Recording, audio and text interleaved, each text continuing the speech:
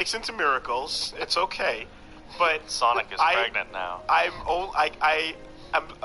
afraid of, but I also am like overjoyed at the thought of you hitting that first wave of what is unsubscribed from Super Bunny Hop about. Oh yeah, I need to. I need to unsubscribe from my Steam copy of Honey Pop. Yeah, no, just that's not blackface anymore. No, that's taking food out of my kids' mouths, man. It's kids. What are you doing? Like wondering if this is gonna really come back to bite me in the ass or something if I like try to run for political office later and they just like Google search. If you go to Google and type in Super Bunny Hop, let's see how three results down is Super Bunny Hop blackface.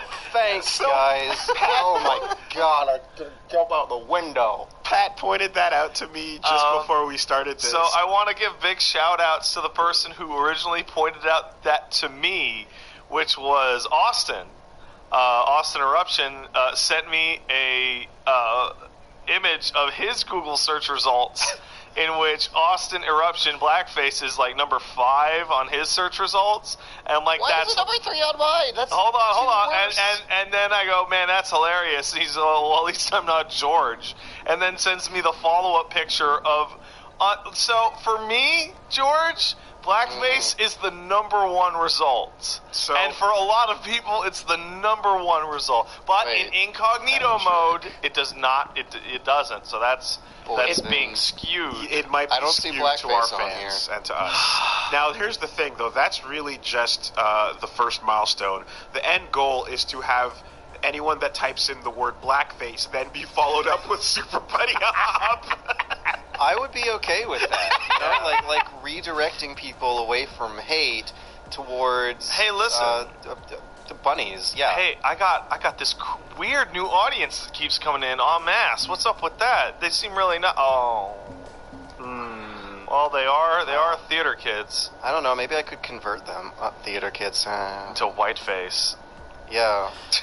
Just or to no face. No face. There doesn't need to be a face. That's the new form of theater. The no face, where you just wear bags on your head. Batman villain. Oh boy. Welcome. Thanks for stepping on, man. No problem. Thanks for roping me in and not telling me this is streamed. I guess we assumed you would what I normally do now. Yeah. So I can't really put on the blackface. I just have to pretend I don't. Yeah. No. Like the usual tirades are gonna have to be, I guess, toned down since this is going out hot. You know, if I talk about like not liking $20 PS2 games being put up on a shitty emulator, then that's going to be live. I'm sure most people would agree with you about that. For shitty what PS2 about games. What was the other one? Oh yeah, Huey. What about Huey being a like good guy who probably just is like looking out for his family, like trying to pay his bills? I don't even remember so much as it just being like, I still stand by the case. Those days there's are behind no us. Smoking gun evidence. Let's move forward. There's no smoking gun evidence. It's the domain of cowards. It's a new year, hopefully a happy one. Let's move forward with our lives. It really won't be, but we'll try. Yeah, and honestly, like for the mass majority of folks, this is still just a good old hot podcast that you listen to whenever you want. You could even stop it right now if you wanted to, like right now. See? There you go. Oh my god, they that was stopped crazy. It, and then they resumed that was it, amazing. And it was like... It's like they're Dio. They control time. It's out of From control. popular animated TV show JoJo's Bizarre Adventure. The villain of Part 9 is you. Oh, that turned 30 years old yesterday, They're doing a live-action one this year, aren't they? They're doing Diamond is Unbreakable live action. Yeah, We saw the first promo like and it looked like one shit. thing to look forward to. Oh, never mind. I'm not super looking forward because I don't have that much faith in the Japanese. I'm really film excited industry. for a Japanese budget on stands. Yeah, I just live action Japanese movies haven't really like made me think that I should have. Man, I can't wait for that awesome scene where, in order to defeat Kira, Josuke just pulls out a gun and shoots him. What? George, tell you what all is the best live action Japanese like adaptation of a game or like an anime or something like that you've seen? There was a very shitty Dragon Ball Z one that I think was made in the mid-90s, where I saw it when I was a kid. I vividly remember shoes on strings dangling around the top of the frame and just laughing. And that was the best one, was it? I think. Okay. Oh, well, it's not Japanese, but Which still means it was the best. If I had to pick best adaptation into live action, I would go for the Fist of the North Star movie. Oh, God. For sure. Okay. So, like so bad it's good awards aside, I would give it to Death Note. Because it's the simplest one to do. Oh, the budget is only spent on Ryuk. Isn't it just a bunch of kids eating chips and drawing in pictures? It's and the really stakes are sky high. Yeah, it's feel really the tension. It's really basic, like in terms of like what kind of budget you need for that. Because it's just like, okay, get random folks to pretend they're having a heart attack. Go. Okay. Not that hard. So they did it, and I was like, yeah, that's a decent adaptation, but that doesn't work for like 90% of the anime and games. Yeah, I forgot I saw that. I saw that before I saw the anime, actually, and I genuinely enjoyed the movie, too. I got one for you. It's GTO. GTO's live-action adaptation is decent. That's true. It wasn't a movie. Well, there was a movie that came after. That's a series. It is a series, and it's pretty good. Yes, you're right. That's a good one, too. It's very different in tone. It's a lot more romantic. Yeah. Google image searching is just like coming up with a bunch of bullshit. Oof. Looks like, Pat, you could use some George socks. Yeah, Wooly, did you order yours? I did. And that little hole in Pat's socks there could be filled with a George sock face. Well, Pat, I'm sorry to inform you that the extremely limited offer of Super Bunny Hop George socks has expired, so I feel like you've been saying those have expired for like 8 months now. Did they re-up, though? I saw they re-upped, right? They re-upped for Christmas and holidays, excuse me. And they recently ended that campaign with like 300 sold. We did 800 the first time, so that's a lot of socks. Now, what if I want to campaign has ended? What if I want to put George face on other parts of my body, like my dick? I will have to partner with some other companies, but then you'll just have to use the sock as other people sometimes use socks. Yeah. The secondary usage of a sock. Yeah. The secondary objective. One of the most fun things to do with those is, and this is true. It's an exclusive George sock technical feature that you cannot do with other socks, and that is like stick your finger behind my face and make these weird, disgusting transformations with the elastic stretchiness behind it. Oh, that's really helpful for the dick stuff. Yeah. How does that make you feel, Super Buddy Hop, that people might be using your socks for not foot purposes? It makes me feel like my socks are versatile kitchen appliances that fulfill more than one purpose, so should be ordered more than one time. I mean, for real, like, you can't stop nobody. Can't stop. So, like, if you really wanted to, like, there's no sock of me, right? No. But you could take a screenshot of any live action thing I've done and print that out and just jerk off all over it. You could if you wanted. I couldn't stop you. No one wants to encourage hot glue on the podcast. Okay, I don't think we need to go there. I've heard you say hot glue multiple times, and it's usually talking about those fucking anime figures. What the fuck is this? Is there anything? What is your question? Is it literally? What is like? Is it literally hot glue as a joke, is it hot glue? I don't even like. Okay, why is there a question here? Yeah, okay. You have all the information you need. I think the most enjoyable picture I saw of George socks lying on the ground that were not actually George socks was someone on Twitter saying, I missed the campaign, so I'm just going to have to pretend. And it was a pair of blue socks that they Sharpied on the design with. Oh, that's fantastic. Like, they just got a bunch of multicolored markers and scribbled in the George Socks motif, which was basically me sending them a PNG of that face and saying, do whatever. Approved. It's pretty good. Somehow it did. I wish I had the guts to send somebody a PNG of my face and say, do whatever.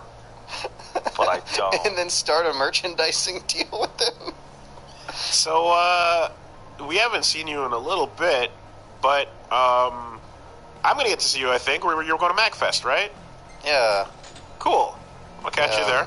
That was very excited, Yeah, I have to Have to go outside. Figure that out. I like that. I like that trepidation. I like it. So the last 2 times I went to MagFest, I took the Megabus from Atlanta, which is a 12-hour bus ride. That sounds fun. And I caught a cold both times. And so I'm tired of dealing with that shit. So I'm like paying real big boy money now and taking an airplane. And it's going to be really weird doing what I have gotten used to doing in 12 hours in 2 hours. Yeah, super worth it, honestly. Like, hopefully not catching a cold. And the more you do it, and the more terrible experiences you have, the more you understand, like, fuck it, I think this is a really long flight, I might just try to get, like, something better than economy class or whatever. Oh my god. Like, okay, I guess I'll work my way up there slowly. No, it's not about working your way up there. It's about getting off a plane that was like a 4-hour flight and like feeling like my knees are about to explode, and basically deciding that, you know what, like maybe I will pay to not have my knees feel like they're exploding, because certain flights, certain types of carriers or whatever, like have extra shittier cabins and stuff. So I don't know, man. Like, I feel like, yeah, saving your time in transit is worth it. I got a little bit of a taste of the good life when I went to Sweden to the game conference that I somehow got invited to speak at. I remember that, yeah. They bumped me up to like the super duper first class of an international flight, where you're in like a little Star Trek cabin, where you have a seat that reclines back into a bed, and that was just like a whole nother level. Suddenly I was like, oh, this is why I guess rich people don't have stress problems, because they have reclining beds. You had your big boy pants on. It was I was wearing like jeans and a t-shirt. I was underdressed for the occasion. I was the only person like not wearing a full suit in that part of the Honestly, that feeling used to make me feel very awkward, but now I relish in it. That relishment of being in a place where everyone's wearing a suit because they're doing business stuff, and I'm wearing my fucking shit clothes and I look like I'm a hobo. And like, no, I'm supposed to be here and you're all gonna have to fucking deal with it. So the thing is, though, like, think about the flight to Japan. Now, I imagine he thinks about it quite a bit. Would you not do anything to make that fucking 13 hours more comfortable? I mean, I had a cold on that plane to Japan. I didn't have a cold on the plane back from Japan. And I don't know if there's much I could have done to make that go away. Here's the deal, George, is that you're going to be taking a flight to Atlanta, correct? No, wait. From Washington, that's just 2 hours. Yeah, so it really doesn't matter. You're not going to get a cold, but you know what you may get? Ebola. Oh, wait. Zika. No, Zika. To get Ebola, you need to, like, be drinking people's bodily fluids transfused in the fluids of other things you're drinking. To get Zika virus, you need to be pregnant, right? No. You need to get bit by a mosquito. Well, it's only, like, really bad if you're pregnant. Yeah. But it's also a bad disease in general. But the problem is that once Zika leaves your body and you're totally fine, your kids will be fucked up forever. Like, super fucked up. So just don't be pregnant and get it over with while you're still a single man. Yeah. And unless you, like, want to give birth to, like, a homunculus, then... Well, what if you gave birth to a homunculus and it was like Sonic? Like, half human, half Sonic? Then you'd get a Twitter post from the Sonic the Hedgehog Twitter account. That's worth it. It sure is. Oh, son, your horrible life was no, it's not going to last long. You drown him in a dumpster, but for that brief moment. Yeah, for that brief moment, you'll be E-famous. Nice. Slightly more so, in Might fact. even get verified. But isn't, like, the thing about being a homunculus is that you're just kind of like a little shitty, useless creature, and... Honestly, it depends on what fiction you're reading. Yeah, I'm assuming Pat means, like, the parent takes all the glory and just, like, you know... Yeah. Well, I mean, you know, like in Bloodborne, when you get to the one rebirthed, it's just kind of like this slimy blob of flesh. The one reborn is pretty gross. Yeah. Did you have a week? And was it gross? Me? Yeah. Yeah, you, George. I tried to catch up on good games this year. I really, like, when I was writing the video, I realized I really gimped myself with my collection of games that I was playing, like trying to focus on Western PC releases, so I didn't exactly know what would be my quote-unquote game of the year. So I went and I finished the Titanfall 2 campaign. That's great, you did. Yeah, you guys really like it. I think it's good, but it just doesn't seem like what I need in my life right now. Yeah, you need garbage. I appreciated your video on the return of skill-based movement, and I think that was a really good analysis, sir. I still... I don't mean to cut you off. I still remember a fucking topic somewhere where it's like, who the fuck is this Super Bunny Hop guy with this fucking video? And the response to that was like, you're complaining about a guy named Super Bunny Hop talking about skill-based movement in first-person shooters? I remember that NeoGaf post. Yeah, I remember that one. It was hilarious. Yeah, it was a good video. Yeah, I like really like the way the game handles movement, of course. I like the gimmicks and the themes of the level design. Like, one thing that I think is really cute, the whole thing is just like super duper cute. It has this 80s cartoon vibe that you wouldn't know if you just took it at face value. But like that scene in the beginning where Captain Lastimosa dies, where he like tumbles out of the Titan and is like, "Oh, you're the one rifleman grunt who like managed to cough enough blood to wake yourself up in this pile of bodies. Here, you're a pilot now, I guess." Blah. As his eyes roll to the back of his head, it fades to black, and you're like burying him by the river on a pile of rocks. All that happens in like 45 seconds. It goes by so fast that it is like comically paced. It's because you're the last Jedi, man. Yeah, I took it for like a platoon moment, you know? And it's also like, this is how much shit sucks to be going up against the IMC, usually. But turns out that BT is really, really competent and good. And I would like to think that most of what happened was due to BT being awesome. And before you know it, BT is like cracking jokes and telling stories and like learning how to give you a thumbs up. Yeah. It's such an adorable story. And I kind of almost wish the visual design of it reflected like a lot of the energy and the life in this universe. The robots, they look like the new Transformers, like they're a bunch of car parts kind of slapped together, even though they talk like old Transformers. I disagree there, because I'm really not on board with the new Transformers designs. I think they're too cluttered and complicated. Yeah, that's when they start what moving, I'm saying, actually. But I feel that I don't feel that with the Titans, because I feel like the Titans have large, clear parts to them. I can tell where Scorch's arm starts and ends. And I feel like the chassis for each different design is like a specific shape that I can identify. You maybe not for when they're like on a lineup on the horizon, you maybe like their silhouette might confuse you for a couple of them, but I think once you're looking at them up close, you can see like, okay, Scorch looks like a big heavy round thing. But for like the attitude that they were going for, I kind of wish they looked more like children's toys. You wanted them to turn into it just a little bit more. A little less realism. I wanted them to turn into a coffee cup and hide out in society. I think it like, if that's what the original game's art style was, then that would have been, welcome. But they were going for, realistic FPS with crazy-ass mechs involved. It's DICE, so... But realistic, I mean, Respawn, quote-unquote, with, like, 4 quote markers. Because there's so many, like, weird-ass scenes in this game where there's physical slapstick comedy being created by the level design, especially in the assembly line. Like with the assembly line level was going through, I was just, like, grinning from ear to ear. Yeah, every time I died, it was this goofy moment of, like, Bugs Bunny getting hit by an anvil. It's like Buster Keaton, like getting ground through the machines of a clock tower or something. Or like ripping the arc gun out of the robot's hands. And it's just like, oh, I can't do my job now, sad. Like there's definitely those goofy moments, yeah. But the thing that like kind of killed me and ultimately made it hard for me to play it in long sessions, I just kind of did 2 maps and then like rested for a couple days and played other things and came back and did 2 maps. But it's the AI of the grunts in that game is just not interesting to play against. They kind of live and die in 4 seconds and teleport a few bullets your way and then die in 1 click. Yeah, they're not much of a challenge. I think the Reapers are, a little bit harder, and then I have the Titan a pilots lot more fun fighting the Reapers than most every other enemy in the game. I think that's a common experience, yeah.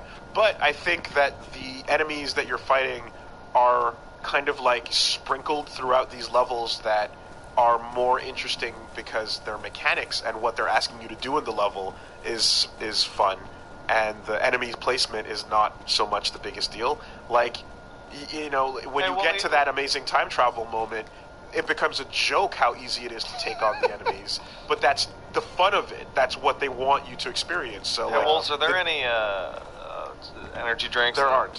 Fuck. But yeah, back to sleep. I feel like the fact that you're having an easy time with them is like their challenge is sort of secondary. What they want you to do here is like do this crazy platforming section with the satellite dishes, or use the arc gun to do all these different things, and so or kill all those friendly robots. And that stuff's always fresh.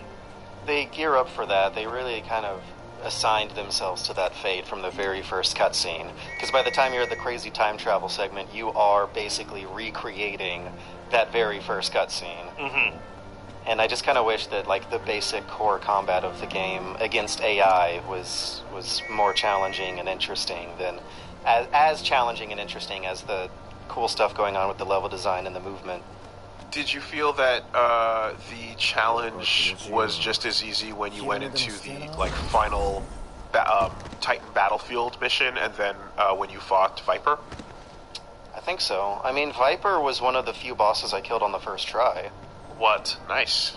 That's impressive, man. I feel dumb now. That's impressive. I was again grinning from ear to ear on the next level when they're like, "Oh God, we're at our last moment. Everything's going as shitty as possible. Time to break out that stupid overpowered thing from the first game." Well, yeah. I know this is a basic thought, but have you tried upping the difficulty? I was playing on hard. Okay, well, he's better than us. He plays Rainbow Six all day. You're a big, strong, cool FPS man. Well, I think the thing is that for that movement video, in order to practice real good, I played the gauntlet over and over again, and until I got really good times for it to recommend hard mode for me, which didn't necessarily mean that was where the game wanted me to be in terms of damage density, but it was what it suggested, so I stuck with it. And there were a few frustrating moments where it just kind of felt like I was up against a wall of enemy DPS that was getting me stuck, but I remember 2 of those. And one was in the assembly line, which soured the assembly line a little bit. And the other one was towards the end of the time travel movement, when you're just stuck in a room full of bad guys, and the only way out is to teleport into a different room full of bad guys. And they're all just teleporting damage in your direction with hit scan. But those were the only real 2 grinder moments I can remember from the campaign. I felt there was... initially, when I kind of came into the end of the assembly line, and they lock you into the room, I wasn't running into the houses, and I was having a bit of a harder time. And then I was like, oh wait, just run and hide in the houses, get your reloads in there. Yeah, man, be a coward. It became a lot easier. And there was another moment. Oh yeah, when you're doing the fastball mission, when you're using the arc gun to run off of the satellite and oh, that was a lot of fun. Yeah, so there's definitely moments there where Reapers are just on your ass and they will not stop following you. And I had that be a bit of a challenge for me as well. But I retried that one a few times, but I don't remember. I remember every death in that level being a fun, oh, okay, I see how I can do this differently next time kind of death. Yeah, see, he's just too good for us. Yeah, I guess so. Good game though. Take those skills online into the multiplayer and be the big strong man. Well, not anymore. Now you get your ass blown out. No one's playing free-for-all, though. Yeah, because free-for-all fucking sucks. I wouldn't know that, because I've never got... No, I mean, free-for-all sucks in all first-person shooters. You're wrong. No. You're wrong about something on the internet. I'm so right. I'm so right. I would have no idea. Free-for-all in FPS is garbage. Free-for-all for FPS is garbage in any game that has hit-scan weapons. I didn't know when that change occurred, because I went into, to some modern shooters expecting to be, by myself, and then it's no, team-based is part of it. And I was like, well, why is that? That change happened with Call of Duty 1, I want to say. No, Counter-Strike. Yeah, Terrorist Counter-Strike, yeah. Well, what I was wanting to experience with the free-for-all in Titanfall 2 is something that might remind me of Quake 3 Arena. No. Quake 3 Arena is a great FFA game. Come on. It is. And, that's why I didn't. That's why I specified the hit scan. Right. Like, the railgun is like... Is that, like, the only viable hit-scan weapon in Quake? The only viable one. You also have the machine gun. Oh, fuck that. Scan a rocket launcher. But yeah, I want a bunny hop. Zero authority in this conversation. I have no idea. Quake 3 is tough to go back to because I'm old. Like, that's the reason. Not because it's not good anymore. Because Quake Live's the shit. But I'm old, and I can't do it anymore. Maybe Bunny can do it because he's young and strong. I mean, you just gotta keep mashing spacebar and you're right. a little bit in a certain direction, and suddenly. See, I'm so old, I forgot to just mash spacebar. Playing a game. Also, apparently, you don't like slide hopping. What the fuck? I hate slide hopping. I hate bunny hopping too. Person in the. I literally hate bunny hopping. You and Gabe. Come at me. I'm at you. Yeah. You're here? Bro. You know what I do like? I like skiing a lot. I like tribe style skiing a whole lot because it's built into the game. Yeah, but Tribes also works because the maps are made for that. I have serious problems with any type of unintentional movement. I'm always pretty stodgy, and I want to play this game with the tools that they have given me. And then someone goes, if you fucking rub your dick on the arrow keys while jumping, you get to go 100 times faster. It's like, I don't want to do that. I completely disagree with that. I think the end result should be, does it look cool? And then that's it. It usually looks fucking stupid. No, if it doesn't look stupid and it looks cool, then I'm Bunny hopping looks fucking dumb. There was a loading screen tip in Titanfall 2 explaining how to slide hop. And I think slide hopping looks really cool. And it also looks like it makes sense because you get a speed boost from the slide anyway. And it also is like, I feel a nice middle ground between skiing and Tribes Ascend and bunny hopping and Quake because you're holding down the quote-unquote ski, the equivalent of the ski button here, which is crouch. If you bind that to a mouse button, you just kind of look where you want to go, tap spacebar, and you go faster. This discussion without having makes to do a whole lot. This discussion makes me want to like open up a custom Titanfall server in which you're not allowed to jump. Yeah, I'm guessing you hate Lucio. I don't How like do you feel Lucio. about wave dashing? So, well, I hate wave dashing. Yeah. Oh my god. Okay. Yeah. I'm gonna jump out the window. No, it's fine. Pat. Yeah, good job that you were able to find value in a shitty game, Smash George, people. Pat has shit opinions on many things. This is part of what. Oh, there's always going to be more. There's so many. and the main key thing here is that he's aware they're shit, but he still has. I'm not aware that they're shit. I'm aware they're unpopular, and that most people would think I'm wrong. They're poop. Yeah, well, they can be. Am I the poo-poo, or are you all the poo-poo Smash fans? No, I'm going deep on Smash because wave dashing is fucking stupid, but... Yeah, but what about a foxtrot? What about... Fuck you! What's foxtrotting? You do it with space animals. You know my fucking favorite thing about Smash is that I used to talk like this way back in the day. And everyone's like, fuck you, you're an idiot. The game has so much depth. You're so fucking wrong, idiot. And then the fucking inventor of the game was like, no, Pat's right. I'm gonna take all that shit out. There is a tutorial video tip on how to wave dash in Melee. You're just gonna sit here and shit on crumpet dashing, bro? Carpet dashing? Crumpet dashing. Crumpet dashing? Crumpet dashing. Crumpet dashing was alright. You're gonna sit here and shit on crumpet dashing? Yeah, I'll shit on crumpet dashing. Fuck you. You like it, and I heard you. There's video evidence that you are down with the crumpet dash. Well, here you don't understand, because you're like this with music bands or whatever, because you're a poser or whatever. But, like... I said it was alright, right? I said that crumpet dashing was alright, right? And then you asked me again, and now I hate it. Oh, okay. Now I hate it. Just like that. So for the position.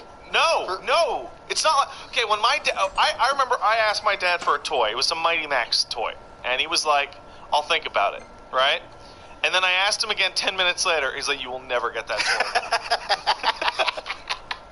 For people who don't know the lore, that's how I am. Explain to me the Shrek tech that is crumpet dashing. Oh, it's crazy. Crumpet dashing is legit. It is when you use the gingerbread man and you jump and immediately plink into air dash and then grab at the same time.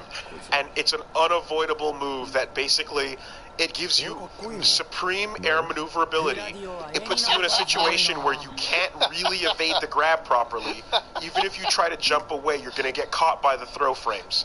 It's amazing high-level tech. Super good. It's high I level. have a friend of mine who recently discovered the surprisingly large and passionate competitive Shrek Super Slam community that there is. Fuck yeah. He Shrek posted boards. just a bit of FGC Shrek trivia from like the Shrek Super Slam wiki onto Twitter and thought it was so hilarious, and it got like 4,000 retweets. It's like one of the most groundswell tweets I've ever seen in my life. Just like laughing at how bullshit Shrek Super Slam is. Did you know there is a tier list? It's a hard tier list too. There is a Shrek boards, right? Like not unlike Smash boards. Yeah. They have a back room.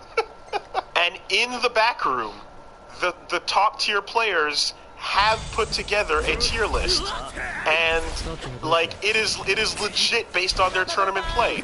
And Red Riding Hood was so good that she was banned from play. Banned. And apparently the reason why that happened was because there was a tournament where the top players, like the main guy that was pretty much slated to be the champ, got bodied by a dude that came in with Red Riding Hood playing the game for his first time. And it was so incredible how broken her tech was that they banned her on the spot. And he got super salty and he quit the game forever. Fantastic.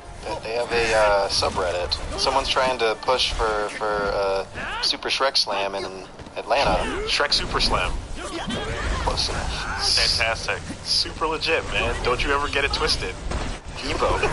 Man, you know what I just realized? You know who else agrees with me? Combo Fiend. Option selects are stupid. Yeah, well, the option selects are not inherently stupid, but they're No, they are. They're stupid. No, I disagree. I think they're smart play, but it's a problem when you create a vortex where the person can't really get out, and you're forced into a game of 50-50s constantly. Similarly, like hard FGC will fight you till you're fucking dead on this one, but like roll canceling in CVS2, to a lot of people that was the birth of what made that game fun. And those people are wrong. For other folks, like it was fun before that, and I feel that like for a lot of people in the arcade, especially like talking to like the guys in like MTL7 stuff, like they are definitely like, you know, that game was kind of dying out, and then the discovery of roll canceling brought life back into it. It's kind of nuts how sometimes that goofy tech will actually like extend the last ability of a game. I can definitely see that, but I mean, still think wave dashing's fucking stupid. Okay. Like, oh, it extended Melee's life. Maybe Melee didn't need to have its life extended. Maybe it should have died. Maybe it's just that simple. Maybe this amazing game. Play a real fighting game. What am I doing today? Why am I so on this? I don't know. No, I think you're not so on this, but you've started. I think I'm just having fun. Yeah, you started to dig it, and you realized that the position was a fun place to be in. It feels. So then you just decided to keep going deeper than you actually wanted to. It feels good to make fun of Smash Band. There you go. That's about right. That's the proper end to this discussion. Hey, let's have a couple friendlies later, guys. Yeah. Hey, what time do you think it was that you guys in general began pushing the, wouldn't it be funny to unsubscribe from Super Bunny Hop? We never pushed that, ever. So, I can tell you exactly when and why that happened. Let's start with when. That was about 3 or 4 podcasts ago, live on the stream. And it's at the beginning of the episode, and straight up all it was we were starting the stream a little bit after 1 p.m. and the folks were getting a little bit like surly in the chat, and someone basically went like, this is bullshit that they haven't started yet. I'm unsubscribing from Super Bunny Hop. And we made the huge mistake of reading that comment aloud. Because we bawed really loud. Would that have been like early December? Yeah. Oh god, you know what he's doing right now? What's the time here? He's looking at his fucking YouTube analytics. Oh my god. I have some bad news to report. Oh my god. It is very, very slight, but there were more subscribers lost in December than November. with a big spike on December 18th specifically. Okay, December 18th is way after the fact. Way after. You must have done a bad job. That must have been you being shitty. Stupid. I don't like what else have you done in that time frame before we take this blow and hold the L? Because I'd like to think that everyone gets that it's a hilarious. Hey, listen, everybody. It's just listening to the podcast right now. Super Bunny Hop does good work. He's a good guy. No one's perfect. You can ignore some of the things you've heard. You should probably go subscribe to his channel. We wouldn't make the joke that you would unsubscribe unless we thought you would be subscribed in the first place. It's very slight. There's only like 15 unsubscribing. He's gonna shake you down for cash at MagFest. All 15 of those people. That represents like what? 45 cents? Don't just subscribe, but ring the bell. Don't forget to ring the bell. I think that's... In fact, you should write Super Bunny Hop a message on Twitter telling him how much that you like his channel. Hashtag blackface. No, don't. That spike coincides with the Titanfall video. Oh! Titanfall video. No, yeah, but let him know on Twitter that you support his channel, and then unfollow him on Twitter. Oh my God. Okay, now you... I did... We never pushed the unsubscribe thing, but now that's a real... Don't do it! That's a real actual push. Don't do it! Do not do that! That is a bad thing.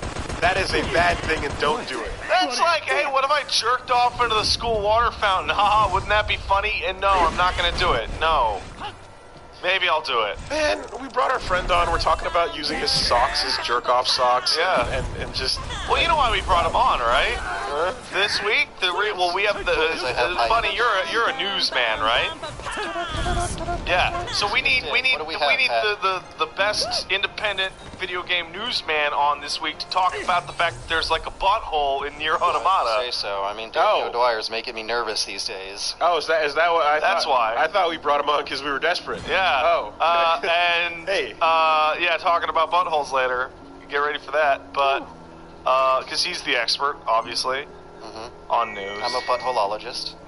News, right? Well, I mean, look, we'll get there, but we were trying to figure out what you had been up to since. Wooly, you could do a one-man podcast. You're good at this. I don't know about that. You just get some sock puppets.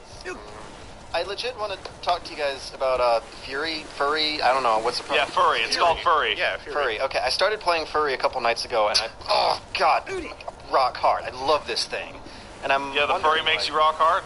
How long it's going to take for the honeymoon to swell over, but it seems like something I really wish I had played earlier in the year when it first came out. Are you a shmup fan in general? Kinda, sort of. Because I don't think we've ever talked about it, but that's cool if you are.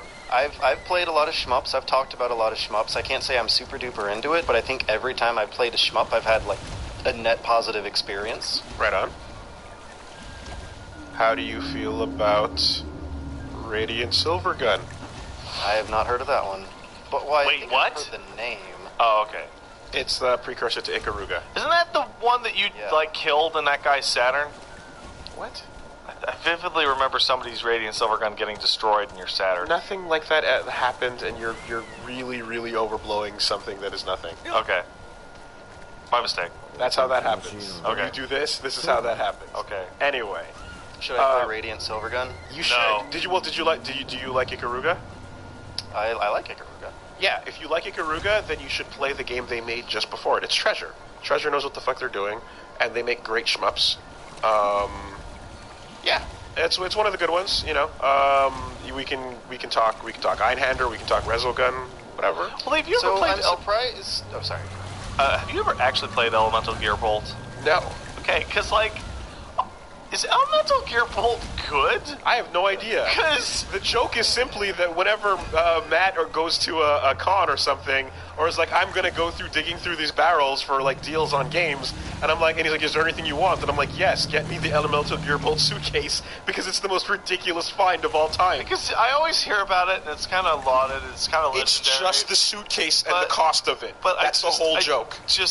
But is it good? Like, no one knows. No one knows. No one's played it. No one has played it. I'm looking at footage of it right now, and it looks not great, but it also looks like it's from 1996, so...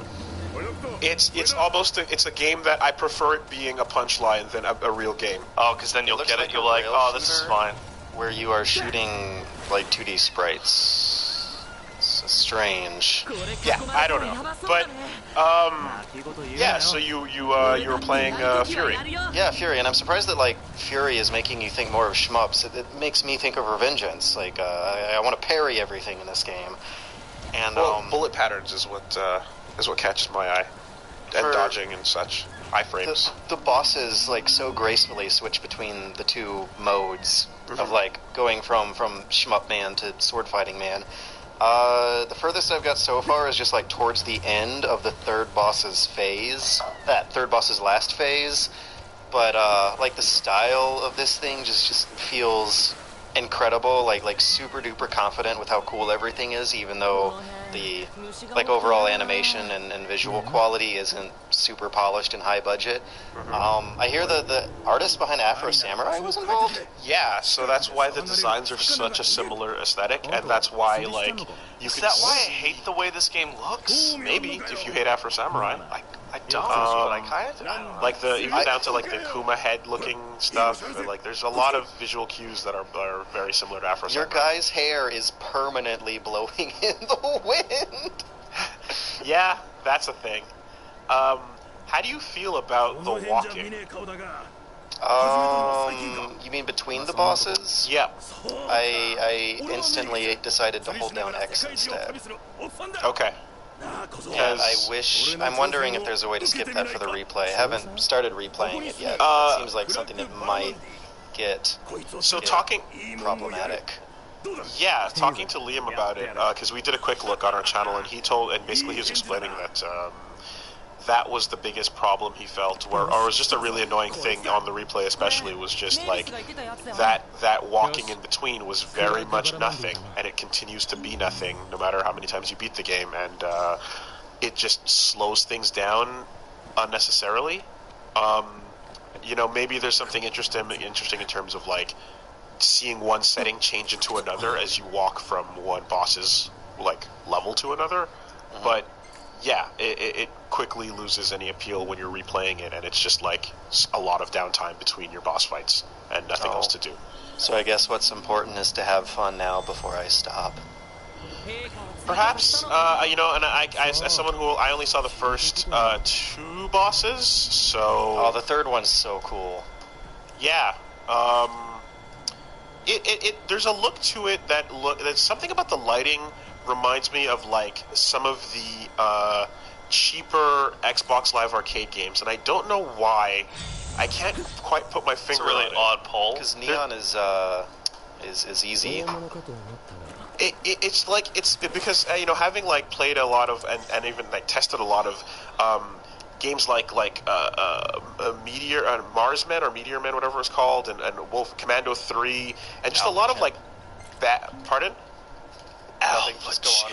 Yeah, just and a lot of, like, bad top-down shooting things and whatnot, and bad twin stick stuff. I appreciate the callback, Bunny. There's a lot of bad twin stick stuff on XBLA, and and Fury is not that, but it just the lighting of it is similar in a lot of ways. It's really hard to pin down why that is, but it's just there. And part of it kind of makes things look a little bit cheaper than they are, but the action's totally cool, and what I saw of, like, the swordplay and the mechanics and the parrying and such looks pretty dope, and I think that's cool. But I haven't given it its proper due. The one thing that, like, slightly deflates my arousal just a little bit is how much clipping is going on with this guy's hair and his cape and his sheath. I do appreciate the simplicity of the setting, where you're just, like, it's pretty much like boss rushes, but I definitely think that... and I thought, naively, the clipping was going to go away in this generation. I think everyone... I was like, oh man, they're going to put all this power to visual fidelity, and the ugliest thing in visual fidelity is clipping. And no one cares again. Yeah, I guess it's like, it might be like a defining trait of, like, this era of video games, but, like, it's something that you're supposed to, or you're expected to just not think about. I have blown hours and hours and hours, and I've blown like nearly $30 or $40 on like fucking change your parents' potions in 14 to make my character's like armor set like and glamour out to something that looks like what I want and doesn't just clip through itself constantly. Whoa, this is why you liked The Witcher 3 so much. Yeah. Because there's a lot of reasons, but like clipping but is... all the armors in that game were specifically minutely detailed to not clip through itself. Yeah, they look really fantastic as a result. It makes me very happy. I didn't realize that was a thing, actually. Huh. I didn't realize it now until he said it, that I never saw any significant clipping in Witcher at all. Which is weird, because some parts of that game can be visually kind of blurred, because like it looks fantastic, but you know, it's still a big open world game made by a Polish developer, so you see weird shit sometimes. But yeah, very little clipping. Clipping's the worst. Oh, so bad. So ugly. Yeah, there's some pretty bad clipping in Street Fighter. There's some... Like, people's arms clipping through their bodies is probably the worst. Because it's like, that's their fucking generic model. Off the time, like, hair and clothing is like I said, like that. I feel like that's never going away. I feel like that's just, like, too much trouble for people to deal with. The one that makes me go absolutely batshit crazy is when you have a sword on your back, and it's a quite long sword, and the sword on your back clips through the cape around your knees on every second step. That's fucking hideous. Just spend the resources to make it cloth-based and physics-based, and just fuck. I'm so sad now. Anything else on your plate? No, that's about it. My holiday season was super hectic with a lot of real-life obligations. Boo. And I only got to play like 3 games besides, Rainbow Six Siege, which is the usual thing. Yeah, I still think you guys should give it a shot.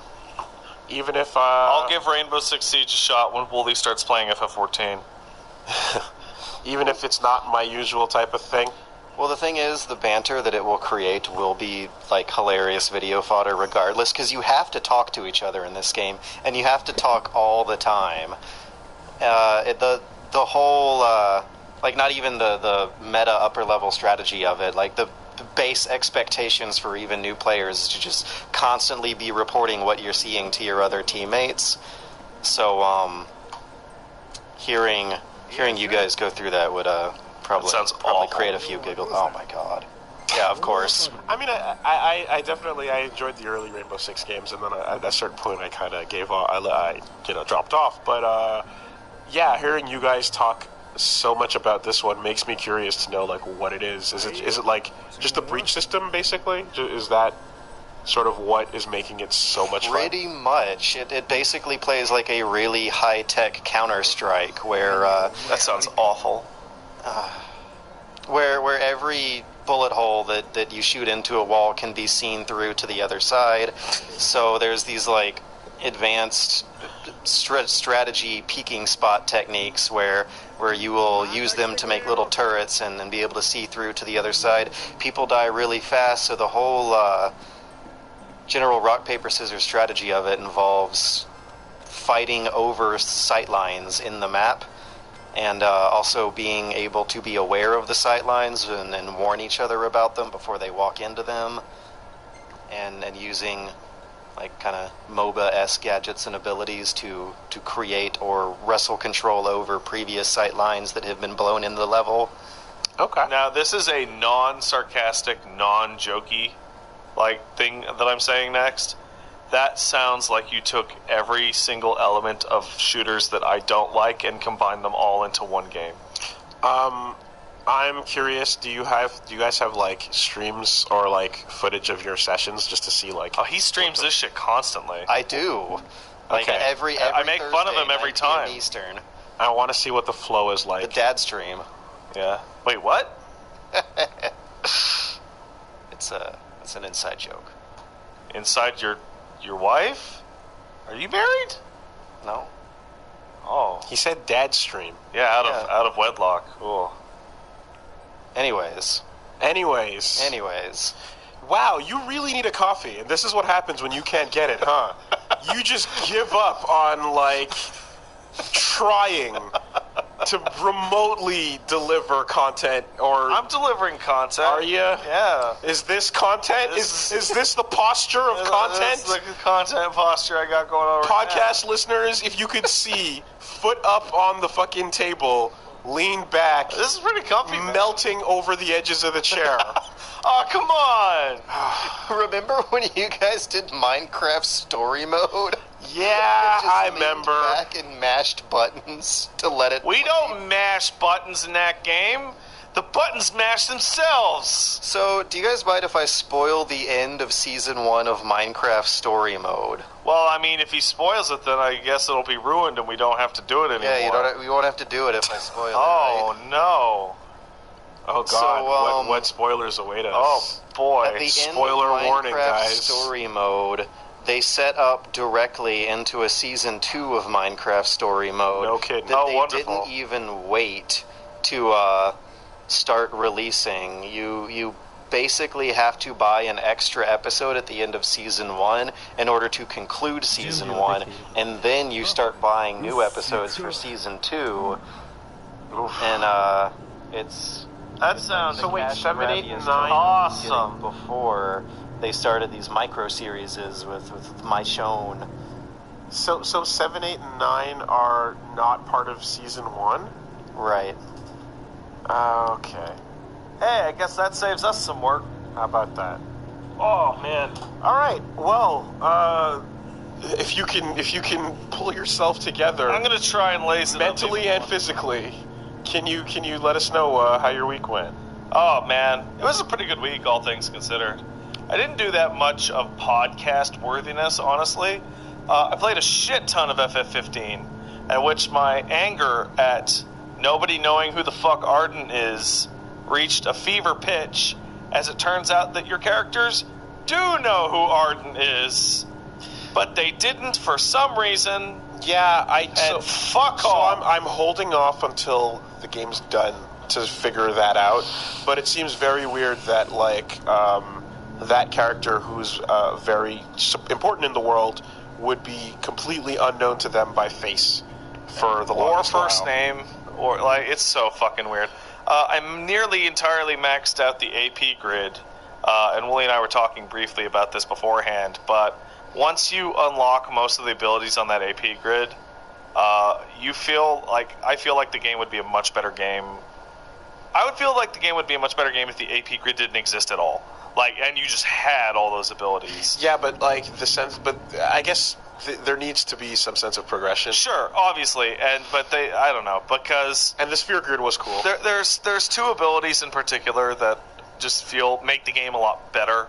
One is Impervious, which is all the way at the bottom of the combat tree, which is basically a Nukemi, and it's a quick recover as well. It's the first thing I bought. It is fucking fantastic. First thing it makes the combat a lot more fun. Save up 333 and just buy it immediately. The second one is the Air Dance, which is infinite air dashes in the air while you're comboing with a spear or long short sword, I guess they're called. Both of those make the combat just a lot more fun. A lot better. And it's a bummer that they're locked behind such expensive upgrades. And also, the method of grinding AP in that game feels very unintentional, feels very min-maxy. And after playing through I'm at level 71 now, I have no idea how the fuck the developers expected you to interact with the sphere grid, because... I disagree. I feel that, the way you grind AP seems very intentional, providing you get the holiday pack. I feel like if you go playing normally...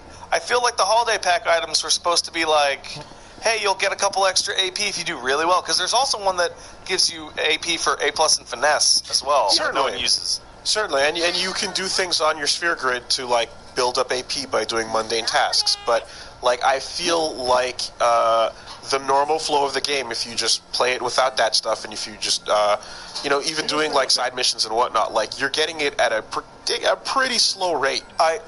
Training is going to give you a little bit. But only once. You know, and I feel like if you played the game completely normally and didn't grind for AP at all, you would only be able to fill up maybe 1/20th. Yeah. No, it's really nuts. You would only be able to max out maybe like a handful of those. But those lines. even then, like 30 levels gave me 400 AP. That means from 1 to 99, you'd get let's say 1200 from purely leveling. Yeah. Right. That's enough to max out one path on like one of 10 different pages. The paths are also exponential in their scaling because your first step can be 8 or 12 points, then you go to 24 or 32, then you go to 72 99, and then 333, and then 999 after that. And it's like that jump is so extreme, you know, with no in betweens there that they don't want you to be at 33 for all of them. Even the hardest and fastest grinding method that I could devise still would take like an hour of pure grinding to get one of those 1,000-point ones. It's crazy. Have you, George, tried it all or seen any of FF15? Is that an interest for you? No. I want to like kind of save myself for it for a time in my life where I have like 2 much more stress-free weeks to give it a chance. Where I can cuddle up in bed, watch the shitty Kingsglaive movie 90 minutes before I start the game, and then just like turn off the phone, lock the door, and don't disrobe do anything for 3 days minimum when I start it off. Yeah, get naked. Yeah, it's a good game. It's a good game. It's a really good game. There's some weird shit all over it, though. It feels very slapped together. Boy, are those summons really good. They're absurd. Those summons are so fucking They're absurd. Cool. I have a question, God, though. Damn. To anybody out there, and you can answer me this on Twitter or whatever, but I'm worried about this. I'm pretty huge in the game right now. And the summons do not summon themselves indoors, right? Because the conditions are such that it's like, hey, somebody needs to become incapacitated, or the battle needs to go on for quite a while, right? Does this mean that since my characters are very powerful, that I'm unlikely to almost ever see summons? No, because there are multiple conditions. There are. There are multiple conditions that will trigger them, and from what I can tell, there's also just sometimes they very rare pop right away. Yeah. Okay. So because they're fucking dope. They are, and there's multiple of them. So like and I'd be sad if I never got to see the coolest part because I got too huge. Yeah, and the thing is, and again, like the gods themselves have different attacks that they can do as well. So it's like you're gonna see them. Okay. I wouldn't worry about that. All right, good.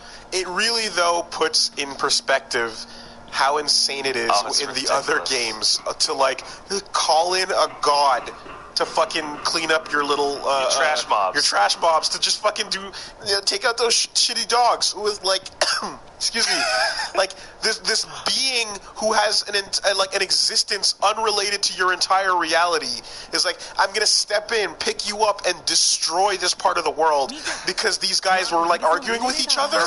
Like what? Your squabbles feel so petty in their presence. You know, it really feels like you're summoning. Oh no! God. I got attacked by 4 quill beasts. Better call in Rama. And then, like, level out the plane so that the aftermath is nothing but, like, smoke and black, thick, like, burnt earth, scorched forever. Like, hope it was worth it for that, like, fucking piece of meat you got. Oh, I got... Bring back to the side quest. I got 3 4-tooth bristles. Thanks, Rama. Gonna go sell those at the market. It's absurd. I've come up with a new recipe. Like you've murdered everything in a mile radius. One of the things that stood out to me about I've come up with a new recipe thing is that occasionally Ignis you'll eat at a restaurant and he'll go, aha, I've come up with a new recipe. No. And it's the exact thing you just ate. No. So he does that every time when you eat a new meal for the first time. But it's like... But he doesn't say that. He only says that when you pick up shit in the wild. Okay. But saying that in the cook's presence is bullshit, and he knows it. So he just rubs his chin and goes, Oh, is that true? He internalizes. Did I? Yeah, like, he he internalizes the restaurant's food that you just ate and goes, I see what you did there. I'm gonna make my own fucking bootleg version. Also, the some of the food is inedible. Like, and I don't mean like it looks bad. I mean the number one that I'm thinking of is the ham Decker sandwich. Sure. Which is literally 4-foot tall sandwich. Oh boy, here it comes. And then you cut to the camp shot, and what I had assumed is that sandwich was for everyone. But no, all 4 of your boys have one of these fucking monstrosities. Yeah. And no one even attempts to eat it because I guess there's no animation that would work. It's fucking ridiculous. That's a good game. Yeah. That's a really good game. There's a place down here where you can get a dinosaur burger, and they stack it up like highlight. I am very excited for those DLC episodes now, especially now that characters in my point of the game have like just left the party for no reason. Sure. To come back. But I'm still really, really confused as to what the Comrades multiplayer thing of that season Yeah, I is. have no idea, and I'm expecting some weird mother-based style multiplayer addition to the game. But like by the time that thing comes out, like the people that really like this game are going to be 100% clear. They're going to be like, they will have annihilated this content. Yeah, and then they're going to add like DLC Island I would love to go to DLC Island. with with DLC content. Bitter and Black DLC Isle was a hotels. great DLC island. Yeah, that's gonna The happen. Shivering Isles are a great DLC island. You know, and you're eventually gonna get your episode prompto and episode Ignis Gladiolus. Exactly. You know, so if there's moments where it's like, hey guys, I have to go off and do the DLC now. Dude, okay, so this is a minor spoiler for Chapter 8, but in Chapter 8, Gladiolus walks up to Noctis and goes, "Hey, I've got something really important I need to do." Find out about it in episode Gladiolus. I'm gonna available soon I'm gonna on the PSN store. I'm gonna need to leave the party for a little bit. And then your options are no, don't go, how long will you be, and okay, bye. None of the options are, hey, what are you going to go do? And a character's like, oh man, it must be super important if you have to leave the party to go do it. And he's like, okay, I'll be back after my DLC finish. And it's Well, so like one weird. of the options should have been browse to the PSN store. Yeah, but that option will be added into the patch when that DLC comes out. Just mid-conversation. Oh, God. Oh man, it's super weird. Kind of garbage? Yeah, no. Well, there's a lot of Not things. the best way to have it. There's a lot of things in that game that should be garbage, but for some reason they're the best thing ever. So probably the best and most famous example is cup noodles. Right. Like, I find it weird that you're not mad about this DLC thing. You're like laughing about it. It's funny. But remember, we've established that much like I have shit opinions, Bunny has crazy opinions about the DLCs. Because he's really butthurt about them all the time. I mean, I'm when it comes to true. like small self-contained pieces of content, like I liked Case Zero, and I heard a lot of good things about Freedom Cry, so I'm willing to give them a chance. But like I was saying, like the cup noodles advertising in this game is, first of all, I'm astounded that it made it over from Japan. I'm okay with the cup noodles. There's a lot of it. And It's a product that exists over here. but still, right? Because those kinds of ad deals usually get scrubbed. Think of Doritos and Mountain Dew for fucking Calorie Peace Walker, Mates, you know. right? But the Cup Noodle Quest, which I'm sure you have not gotten to yet, Wooly. The Cup Noodle Quest is a fucking like 1930s radio ad. It is so overt. It is so intense. It's just, you know how Gladio, his favorite food is cup noodles? Yeah. Like, Gladio just runs up and she's like, dude, this is the ultimate flavor experience, and like he's might as well just be holding up one with a brand shot, and he's reading off of like a fucking ad copy, the all-in-one, and it's like we have to go out into the wild and get cup noodle experience, the ultimate ingredients for the ultimate cup noodle, and like it's hilarious. It's fucking hilarious. Where like it's this super intrusive in-game ad, but it's hilarious, so it's great. I had your Ovaltine, kids. Yeah, I had a weird moment where, like, you early on in the game, you have this whole thing where you do a Catoblepas like mission. Yes. You crawl up to it and get a sick ass photo. And did you get the ultimate photo? Of course you did. I got the ultimate photo did. with the ultimate pose. The ultimate pose. Sonochino Sadame. Very overt, actually. I appreciated it. But and then like Prompto was fucking loving it, and he's like, "Oh man, these things are so cool," and and like, "Oh, close call, knocked. We got out of there." And then like fast forward a few hours, and then just one of the hunting missions is like, "Yeah, go murder one of those things. They're tough." They just like apparently it walked out and it started destroying some habitat. So just go kill it, despite the fact that it was like a cool animal friend that you loved. Not barely a couple hours ago, Wally. And then take the meat back to a guy who needs it for a new recipe. So here's the weirdest thing about, and they spawn a third one. Here's the weirdest thing about FF15's thing is that every single like bounty hunty thing is like wanted for habitat destruction. All the hunts that you take are animals that are destructive. They're not the peaceful. They're ecologically disastrous. Yes. However, those appear to be the only animals that exist in Lucis. I have not seen very many. The two Catoblepas that are like just in the water. Chilling. You can but what about every other fucking monster or enemy? Yeah, there's some of them you can walk up to real close that don't attack you. What about those giant 8-foot-tall centipedes? Those tend to attack you.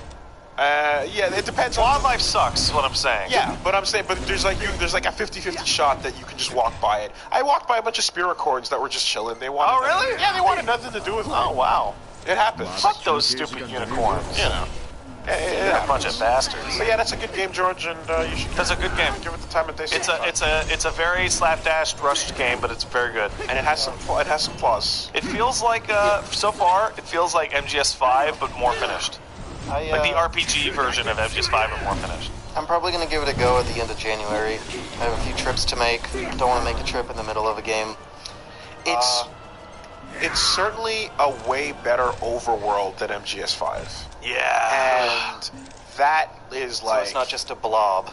Yeah. No. Stuff. The best thing about the overworld here is like, while you're driving around, they made sure that like the roadside scenery is fucking nice. Glorious. It's really nice. And there's definitely moments of like, wow, if I was in a modern fantasy setting, it would be really cool to look at like this ancient battlefield's like remains as a tourist attraction spot now. You know, where like part of the map is exploded. And it's still jutting out of the ground, and That's a tourist trap. And it looks really cool. You know, like yeah. I think that's really well thought out. The view from Lestalem is fantastic. Yeah, and it makes a lot of sense now that you see that they had the table in the square offices that is like the full scale version of the map in 3D and whatnot. Like you could totally see, like they'd be like, yeah, okay, let's see what it's like when you're driving from here to here. What's the prettiest pathway we can take to let you see the world and really take that? Oh, I have a quick question on visual quality. Wooly, how many royal arms do you have? Ballpark it. Doesn't really matter. Okay, I think I'm up to 7, maybe 6, maybe just 6. Sure. But when you originally get the armature at 4, right? Perhaps. And the armature looks pretty underwhelming as a super attack. Every time you get a new one, that thing starts to look dramatically better. I'm hoping so, because right now it doesn't look as cool as I want it to. Because because I noticed it during a fight with a Bandersnatch, which are fucking amazing looking. And it's as you use, because he randomly switches between the weapons that you have to do attacks, yes. And you're flying all over the place. But during that, the weapons that are not in your hand are summon sorting all over the place. Yes. And I noticed every time I got one, more would be appearing in the Summon Sword form. Okay. So I have a full appreciation that by the time you hit 13, you are the original trailer. That's what I'm exactly. You're definitely building towards the trailer, and I'm really want to get to that in gameplay / in the dreams that you get. They're like random FMV dream, but the original trailers, like your weapon switching on the fly is out of control. Action is what I want to see in game because the Arbinger is not that right now. But yeah, really cool. Was that you? No. I also played a bunch of Overwatch with the missus, who's been continuing to crush it. She beat the party cave in one shot and was like, "Oh, was that hard?" I feel like a tiny shit man. Horrible. But more interesting than either of those is that I kind of fell down into the Drakengard hole because of Nier Automata. So how are those audio dramas? So, all right, let's back up. You filling out all right. timeline there? You're enjoying yourself, getting your jollies. So, it's not that much of a spoiler to. Hold on. What? George, have you seen Nier Automata at all? I played through the demo. I had no idea what was going on. So Have you played Nier? I want to check it out. I came so close one time to buying it from a store, but didn't. And now my Xbox 360 got thrown in the trash. I don't have a last gen. Well, actually, George, it's funny that you mentioned that because we have a Nier LP up on our channel that you could go and watch. Or but I'd rather play the game. Yeah. What? But you also have to play Drakengard, ending E. Okay, so let's back up. Let's back up. So I had known for quite some time that Drakengard, Drakengard 2, Drakengard 3, and Nier are all in the same series. It's kind of a secret connection, somewhat, but one of the endings of Drakengard leads to Nier, which is super cool. That I've been told that you're okay to just watch Drakengard 1, but you should play Nier. I hear Drakengard 1 is a really rough game. Drakengard 1 is a bad game. Drakengard 2 is a bad game. Drakengard 3 is a mediocre to bad game. Nier's a good game. That's basically how it goes, but it sucks because the one good thing about Drakengard is the story. It's really, really crazy. It's Berserk-esque. Like, there's a character on your team that eats children. Yum. Yeah. My favorite. Yeah. So I was like, okay. I'm gonna go to... So on the Nier2.com... It's called Nier2.com or whatever. It's the fucking official Japanese site for Nier Automata. And there is a supplemental materials page. Okay. And the supplemental materials page is the developer going, I know that we may have spread the story around a little bit.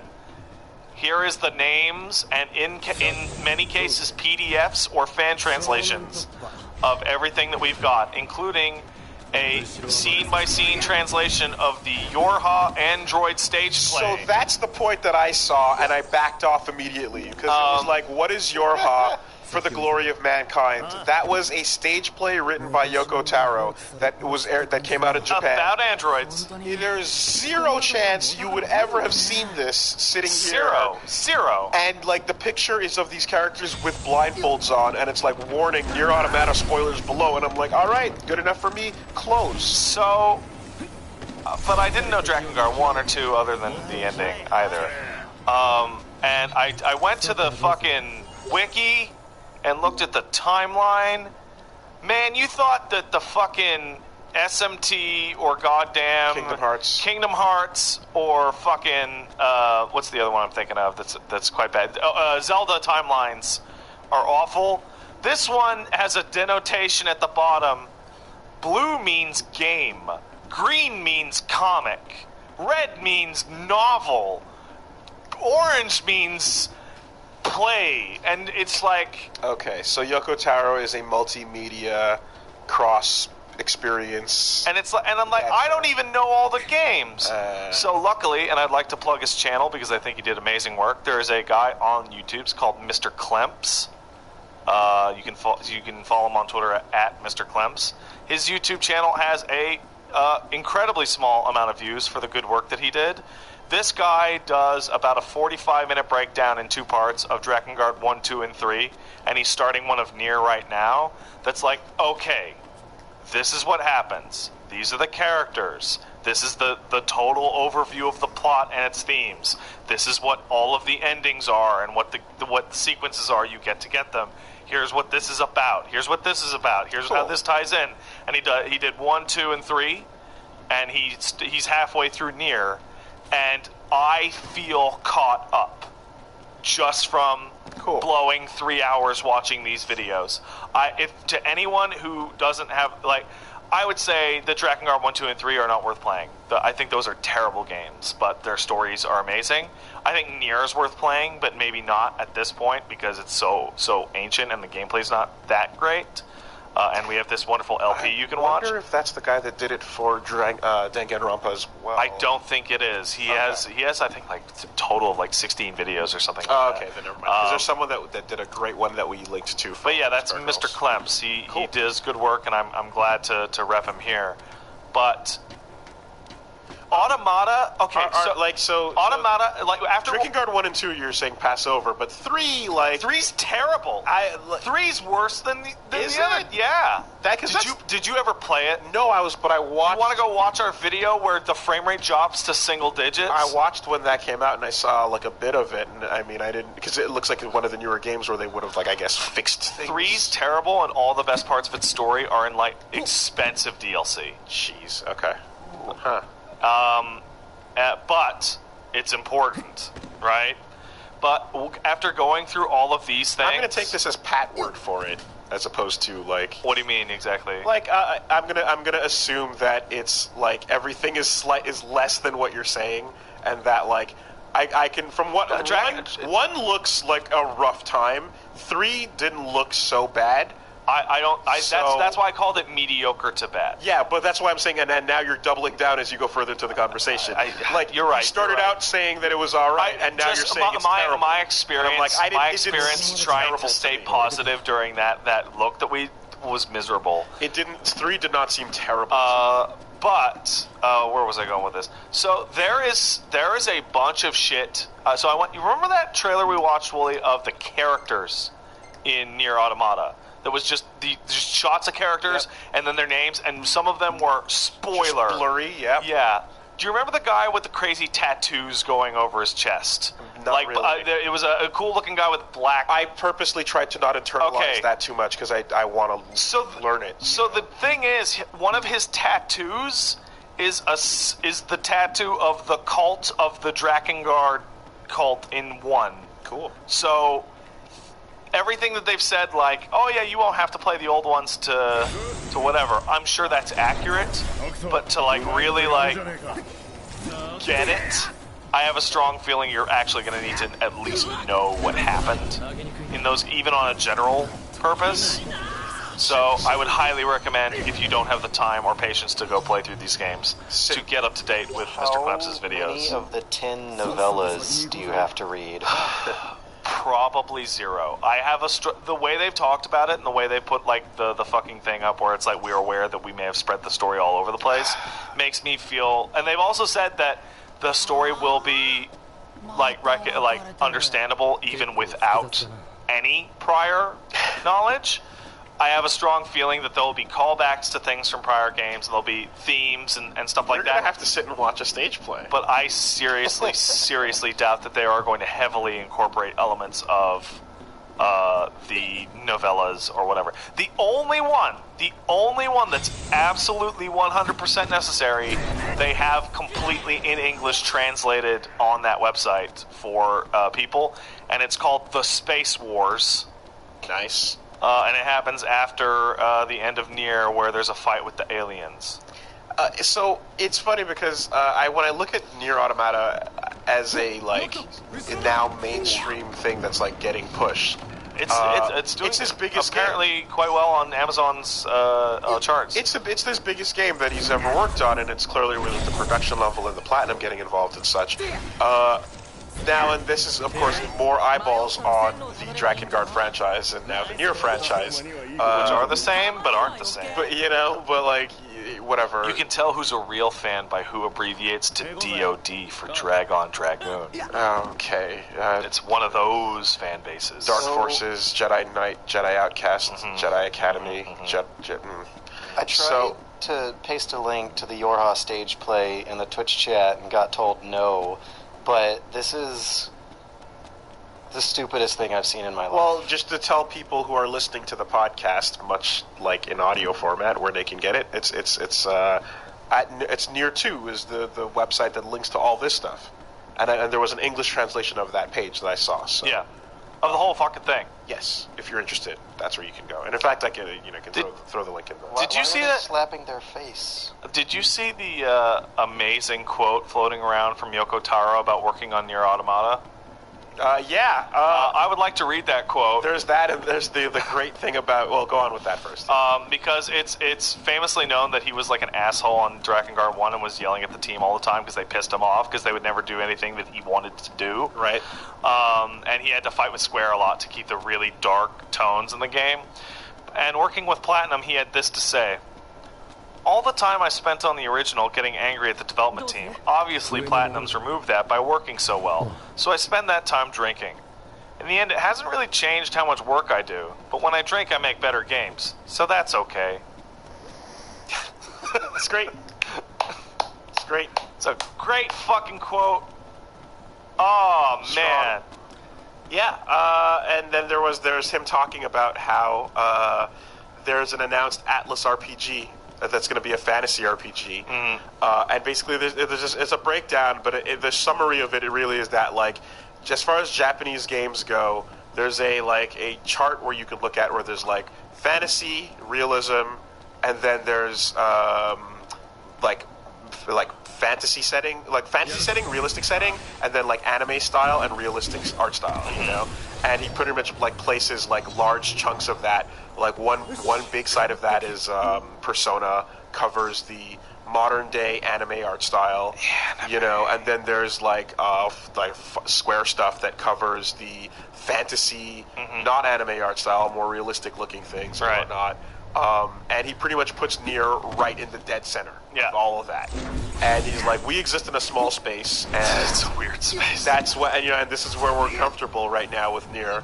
And the fantasy RPG that Atlas just announced is going to overlap that space, in addition to them having the Persona space. So I'm asking the fans to please reconsider buying their game to support Nier Automata instead. I think it's very brave of them to start working on this project, and I think that's very great. cool. But please, for Nier's sake, That's really good. That's reconsider this project. You know, like, he's a funny guy. He's a funny guy. Yeah, that's a fun, like, but where I was going with it is that, like, this is the most popular franchise has ever been. It's very possible that, like, this is being treated almost like a Guns of the Patriots thing, where, you know, if they wanted to wrap up the whole storyline, this would be a right place to do it. But this is likely going to be the jumping off point, if anything, that puts it on the map, and then creates a whole line of Nier things where, like, the backstory. Let me tell you something. It's even more convoluted. Let me tell you something about Drakengard 3, Wooly.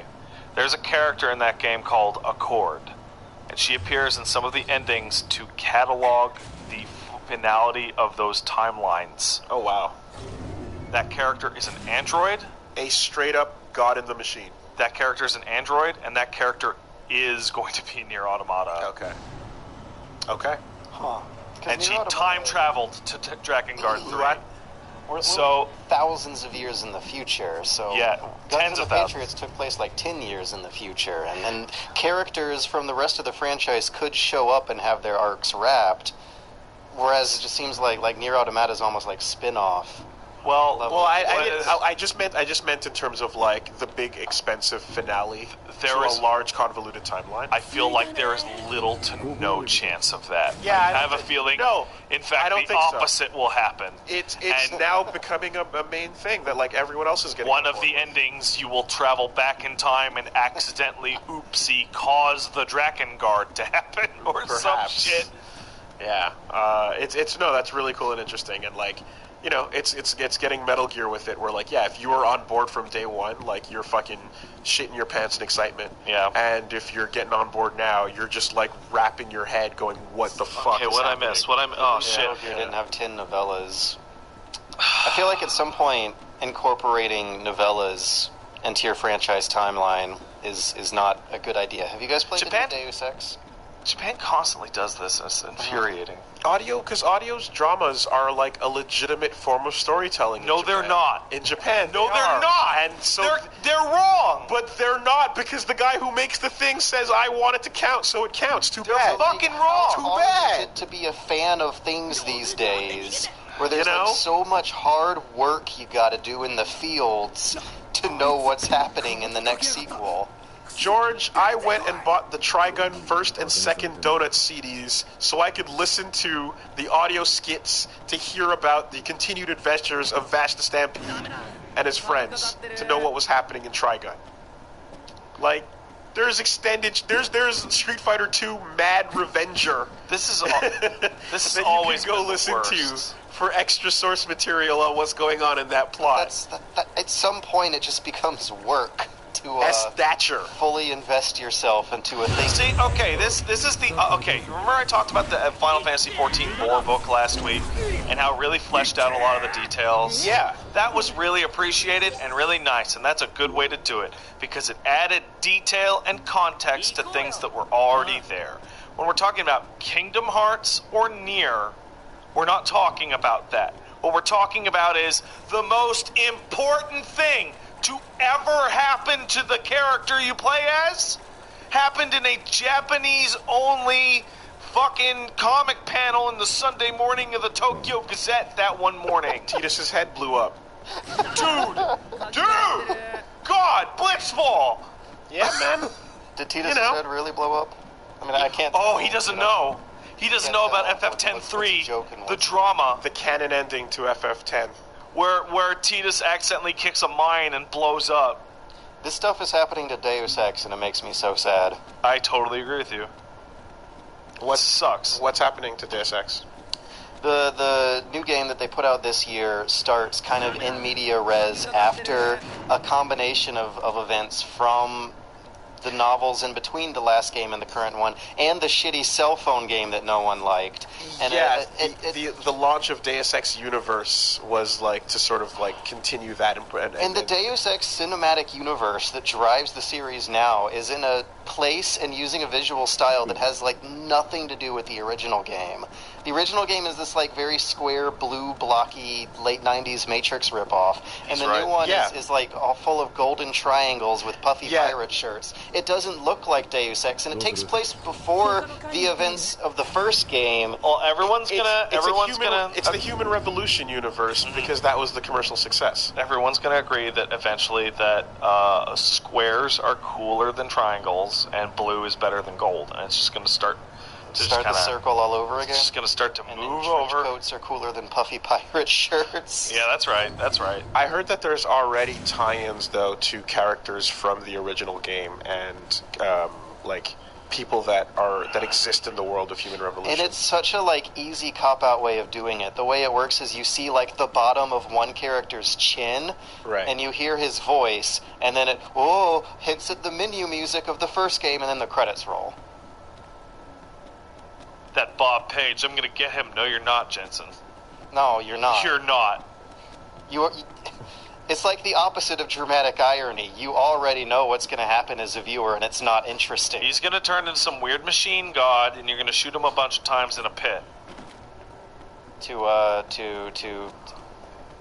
hijack the ambrosia vaccine for the mythical city on the hill. I forgot that part. So old men can... Deus Ex 1 is really long, and there's a lot you can forget. It's also hilarious nowadays. The voice acting in that game is like, Mamma Mia. What a shame. That's still my favorite. You ever seen that clip, Wooly? Are these all spoilers? No. Okay. Well, yes, but no. You ever seen the What a Shame clip? No. There's a fucking side quest in that game in which you talk to a woman and you're like, oh, I'm going to go save your dad, right? Or I'm going to go help your dad out, right? Mm-hmm. And under certain conditions, I think it's if you finish most of the quest but you haven't turned it in yet, her dad can be standing right next to her, right? So what you do is one of the fail conditions is the dad dies, right? Okay. So you take your gun out and you just fucking blow him away. Because it's a video game and you And what happens is the quest instantly goes into you fucked up and didn't save him state. Yeah. She goes, oh my god, Dad, kid, and JC Denton just goes, "What a shame." And he's looking at her with this like blank expression behind sunglasses. He was such a good man. Flatly declares it. Oh, it's fucking like, hilarious. The voice acting for all the important lines in that game are delivered so monotone that they come off as like unintentional sarcasm. They're it's real the good. most unintentionally funny game. That, JC Denton has negative affect because he's a thing. Okay. Well, that's my week, man. Sure. Go check out Mr. Clemps. He does good work. I'll pretty much say that I didn't have much of a week. I've been pretty busy. Oh man. All I really did was I watched the pilot episode of Whack Fu because I want to find out the deal, and I was not aware of how. I didn't know that was based on a video game. Actually, it was based on an MMO, it seems, and how.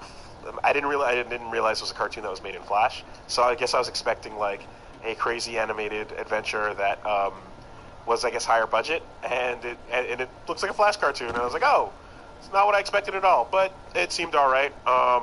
The like setting is a little bit just kind of like I like the art style, but the setup to the story and the characters seems a bit like. Yeah, magical child. He's got some special abilities. He's an orphan. He's someone. Boo! I'm booing you. Like Magic Moses. It's a little bit of a Magic Moses so far. I'm like, yeah, I. But that should be regular Moses. But anything can start that way and become interesting. So I want to find out because I want to know what the deal with like how we get to this amazing Nox character is. So I'm sticking around to find out. Wooly, this is way off topic. But before I forget. Did you and I ever discuss the Attack on Titan spoilers? I'm not gonna say them, so don't freak out anybody. But the Attack on Titan like basement spoilers? No, and I don't want to discuss that. Okay, but I only have one thing to say about them. It's worth it. Okay. It's actually worth it. It's kind of amazing. Okay. So that's really exciting. I'm glad to hear that. Yeah, that's it. Yeah. But yeah, so this like cranky construct looking world of Whack Fu is interesting, if not a little generic at first. But Plague told me good things that I'm Oh, you gotta listen to Plague. Yeah. And in the same way that like I remember watching like the first episode of Avatar and like being like, yeah, okay, I see where you go. You know, but then that clearly that goes places. It goes places. So I still remember seeing like the fucking preview shot of the third season of Avatar after I had watched the fucking fourth episode or something, and it's the Black Sky episode and everybody in their new gear. I'm like, what the fuck show is this? This looks like a wig. You know what? They all have their new hair and their new gear and their fucking season 3 costumes. What happened? What the? Whoa! This looks like the coolest. Yeah. That was pretty good. And I got some hands-on with Akuma, and he is very different and very interesting. I like the continued commitment to making everyone really different. How do you feel about his hair now that you've played it's that? Whatever. It's so ugly. Yeah, it's fine. They're trying something. I don't disagree with the notion of them trying something, and the classic version's right there. Or whatever. It's fine. He's got a big Mufasa beard. It looks so bad. Sure. There's a bunch of things that don't look great in 5. Whatever. Like, does it? Yeah, you got a point. And like the aged Akuma look that I would hope for is one that I don't think we're gonna get. I would have just rather preferred him to look more like Goken, just Akuma-ized. Yeah, but they want to triple down on the Oni look, So anyway, but like knock down fireballs with set ranges to them, and like goofy upwards hurricane kicks and crazy shit. It's a bit weird, like how much they decided to change with him and how much you cannot play him like you used to. Which is great, and the fact that he's got like super low life, low stun, that's always been the case. But like he's got this explosive offensive capability that is, I think, it still means that you basically have to play almost. You have to make no mistakes. You have so much offensive capability that you're a glass cannon, and no defensive capability whatsoever. Yeah. You get rocked hard if you fuck up. He's got a glass chin. He's always had a glass chin. Yeah, and so they changed the tools, but they're still really strong tools, you know. So I think it's a fresh take, and like whoever these new 6 characters are, like even if they're all new or people that are models we've seen or whatever, like I like what they've done with characters 5 incarnations so far. Did you see that people have probably figured out who one of those silhouettes is? The Hinato thing? Yes. Yeah, I did see that. That looks the art is too close. Really solid as a guess. The art is really, really close. Like the backpack straps are exact. And considering the rival schools characters in the beach stage, it's not impossible. And also that solves their we can't make Sakura older problem. Just bring in another girl? Just bring in the girl that's her cousin and looks nearly identical to her and just have her be the new Sakura. And that'll be that. Boo. I want old gym teacher Sakura so bad. Yeah, it's fine.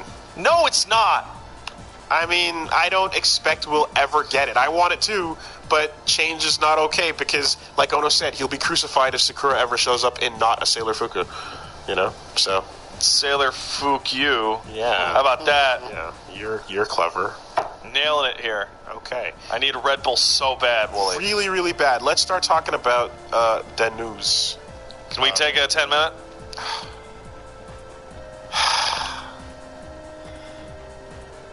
Yeah, I suppose we can. Yeah. God damn it! If you're gonna be if you can't drag yourself, then yes, and get me one at the same time. You want the big one or the little one?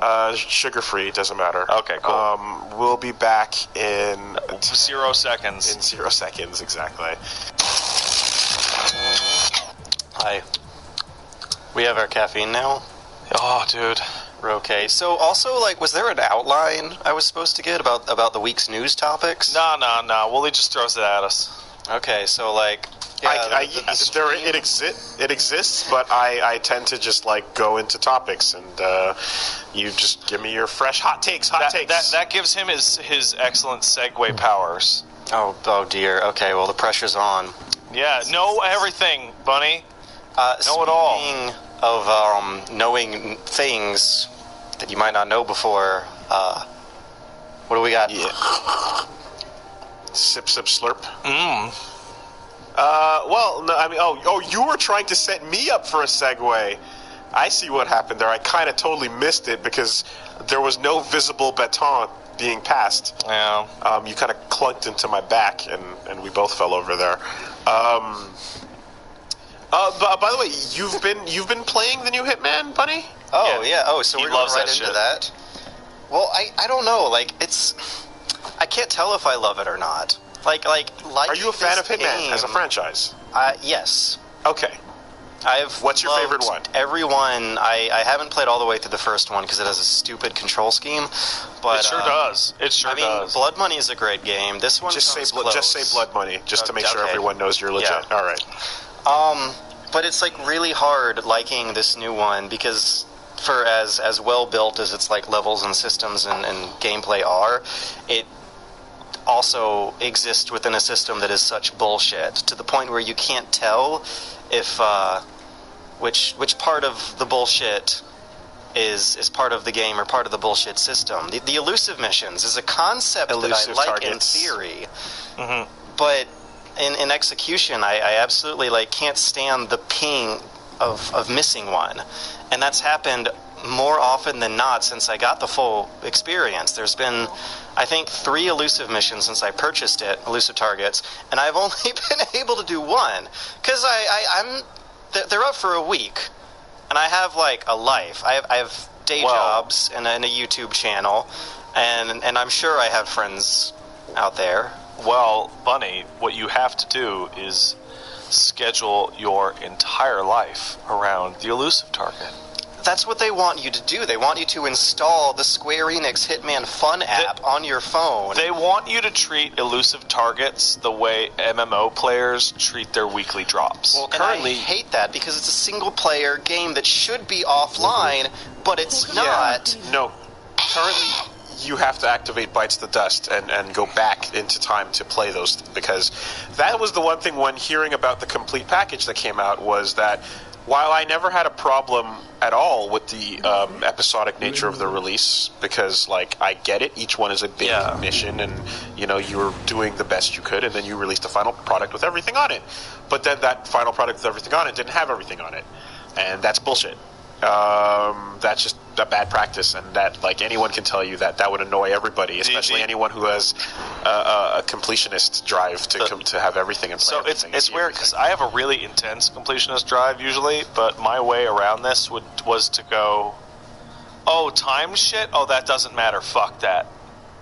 And I just ignore that it exists entirely. What kills me about it, though, is that the time shit is like wacky new characters with funny things to say that sometimes redesign the levels a bit for it. Like, I know I was playing an elusive target on a friend's machine that was the Black Hats, who converted one of the rooms in the attic into a computer lab. And previously this room was just like an empty, unused space. And, you know, when you go through the game the first time, you're like, what is all this unused space doing there? And then you start playing some elusive targets, some extra missions, and you're like, oh, this is why the levels are as big and sometimes empty as they are. And I really don't like that that's happening in a single-player game, and I don't like that you can't replay those. And the whole concept of the elusive target being something that you get, like, one shot at seems to give them a free ride towards not necessarily re-releasing them permanently at all, although I would be really surprised if they chose not to, at any part in this game's life cycle, to temporarily re-release old elusive targets. I have a feeling that at the very, very end of this game's life cycle, they will unlock those missions. I feel like that would be because the whole point of the elusive missions is so that you get in it and you play it now, and you play it as each episode comes out, and you stay in it, and you stay an active customer, right? Yeah. But once that active release of episodes stops, there's no reason to have people keep doing that, and there's a value add to saying, hey, we're going to add those elusive missions back in as DLC. It's weird because coming off of Absolution, like, it was very clear that you need a home run. You need to re-establish the Hitman franchise, and you need to knock it way the fuck out of the park perfectly. And it seems like you had everything lined up to do that, and then just had this one little bit where you're like, let's it's like, no, you fucked up on See, that. the weirdest thing is... And you just didn't have to do that. And you would have had a game that pretty much unanimously is one that Hitman fans like, and it's fantastic. People don't have anything really bad to say about, except for this whole... it was either people going, I don't want to play it until I get the whole set, which is a valid... That's me. Which is valid. But that doesn't mean that you don't like what exists. It's just, you're just like, I don't want these episodes. I want the whole thing. I like more variety which than is just the one level. Yeah, that's a time-based, solvable problem. And then the complaints about, the elusives. And it's a really dumb problem to have when you're trying to pick yourself up off the ground and dust yourself off. In practice, for the publisher and developer's side of the transaction, it's basically a hard counter to people waiting for the sale. Yeah. Like super... That's what I meant by active customer. And like, you're in there day one because... Like, imagine if Telltale said that the episodes, there would be some dialogue choices that were only available for the first month. For the first month, yeah, totally. You would never wait for the sale. Never.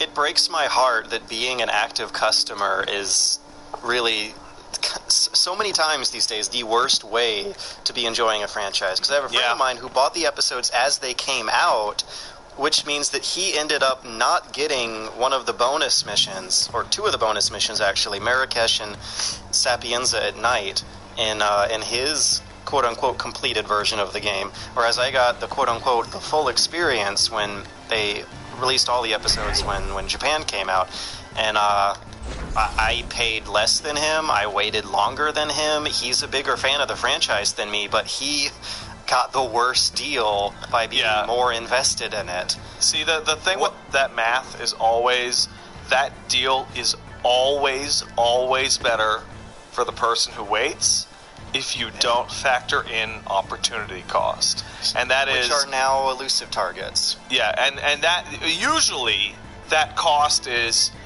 but I got to play the game now, right? But now that's nebulous. That's hard to define and that changes for every person. So for like me, the ability to play a game immediately sometimes is extreme over its value or whatever. But now there's elusive targets, and elusive targets are a concrete fucking feature. Yep. They have Gary Newman. Gary, what's the crazy one? Oh God, not Gary Newman, not Gary Oldman. Busey. Gary Busey. I love Gary Busey, and I'll never know what his elusive target thingy is. That dude is nutty, and he is a trip to listen to. Cocaine's great in an interview. No, a brain injury. What? He had a huge brain injury that made him kind of start becoming that crazy. I thought it was the cocaine. No, he's like making it a professional skill. Yeah, he had a big traumatic thing that happened in big hit.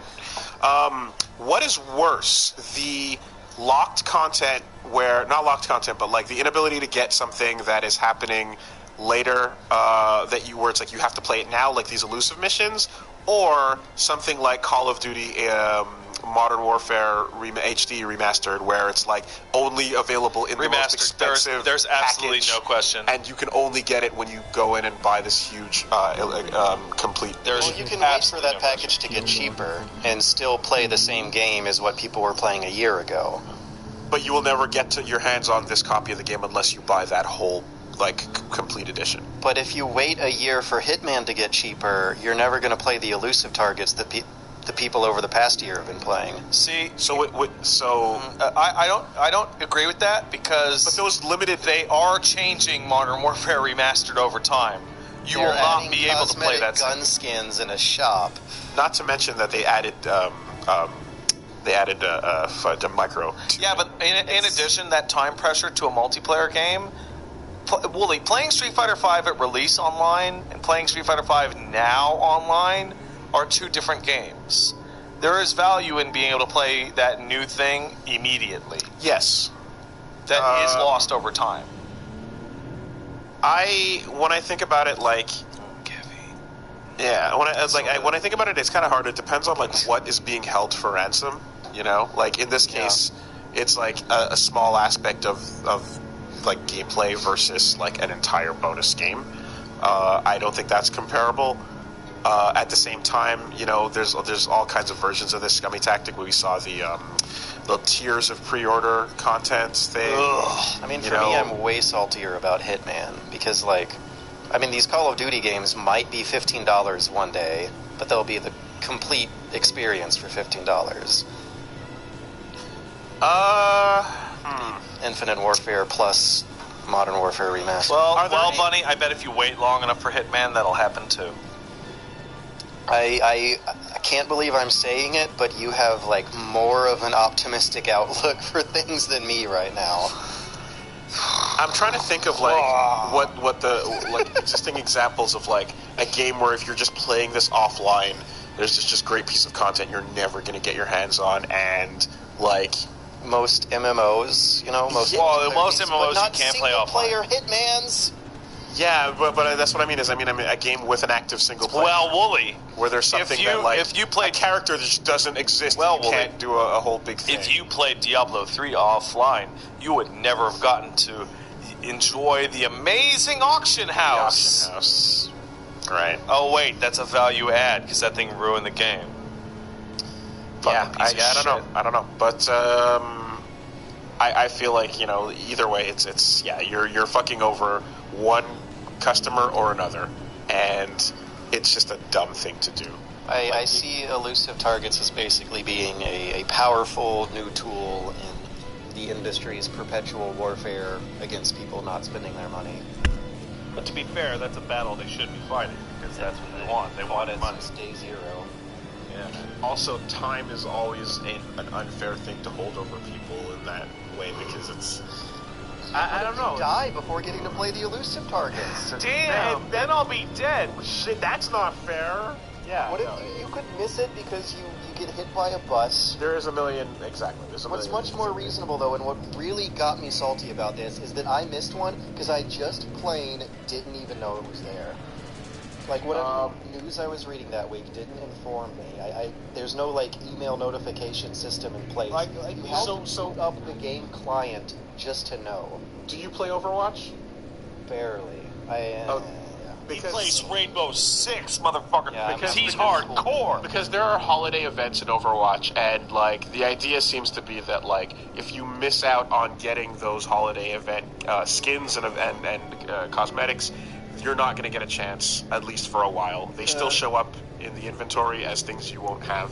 The skins are something that I don't really care about. If it's cosmetic content, I'm not going to get salty, but I am actually, and I had a big argument with my friend Jimmy about this, I am salty about them taking away the seasonal game modes. I really wish that...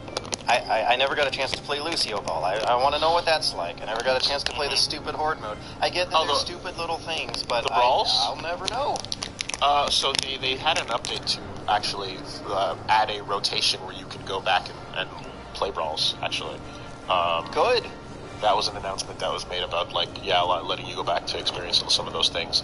And I feel like there will be moments in the future where they'll be like, hey, you know, like, you missed out on this event skin, here's another shot at it. Or maybe you just have to wait till the next year's rotation of it. But, so, right now, there's a decent example of this. Right now in FF14, there is the New Year's event, right? This thing's going to last 17 days.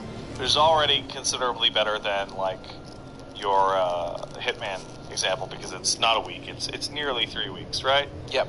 But the way MMOs nearly always treat these is like, listen, this is your reward for being an active player at the current time, blah, blah, blah. This is a special event. How much work goes into each of these events varies wildly, right? The Christmas event had almost nothing. The Halloween event had a whole new gameplay thing that was actually pretty amazing. There's some glamour item you get that you wouldn't otherwise be able to get, blah, blah, blah, right? But in MMOs, it has a special feature that is not in something like Hitman, right? But I guess they want people to use that. So in Hitman, what you can go is like, well, in an MMO, you would go, oh, what's that guy wearing? Where did he get that hat? And you go, oh, that was from the Christmas event that happened before you even started playing the game. And no, you can't get it, because those items are meant to be lorded over people, right? Your glamour, your fancy mount, whatever. It's supposed to be, I have it and you don't have it. That's a big part of the MMO like culture, right? Gold hammer, yeah. And with Hitman, I guess what they want people to do is go, oh man, that elusive mission was so great. It's a shame you didn't play it. And then you go, oh, I gotta make sure to get that next mission immediately. And I'll get it. And then I'll be able to brag about how I beat the elusive mission. Right? And it's like, I don't know, it feels dirtier for some reason. Because it's not even... Like, there's no culture in single-player games of, like, having an item that other people don't have. Because you can eventually get it. Multiplayer game, it is a much more disposable experience. It's its own contained universe. You know, Planet Earth has seasons because it wobbles on an axis and rotates around a giant hot ball of gas. Is that a new Steam game? And no, the actual Planet Earth. Like video games, they're not real. They don't have to have seasons. They're real to me, damn it. You play a video game to escape all the time pressure of these commitments. I don't want to, like, log into Hitman and be like, oh god, I better multi-manage my day-to-day and make sure to get out of work at 3 p.m. before the elusive target expires.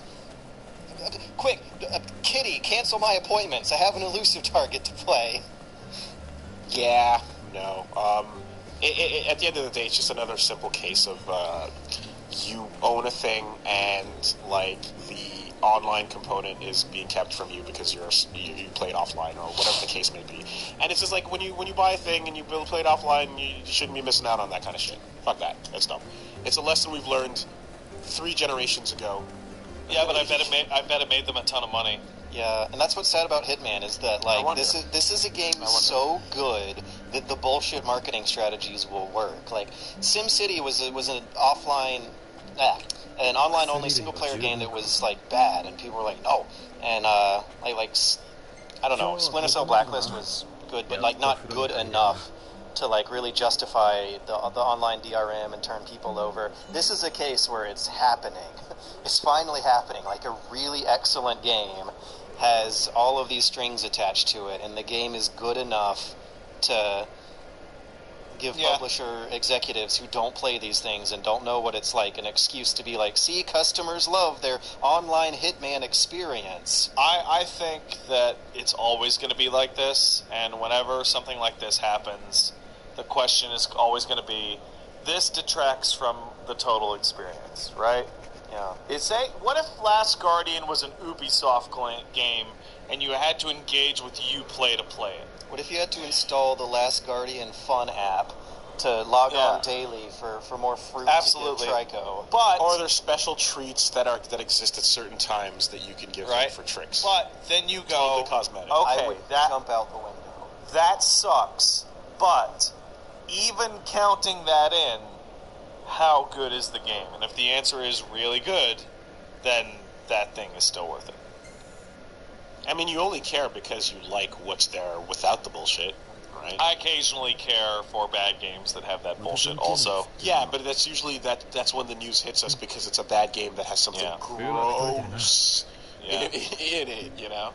Right before Nier Automata comes out, they're going to release a $400 drama CD that recaps all of the dramas. I just remembered that in the new Deus Ex game, if you install the Square Enix Deus Ex Fun app on your phone, you can scan triangle codes from the game.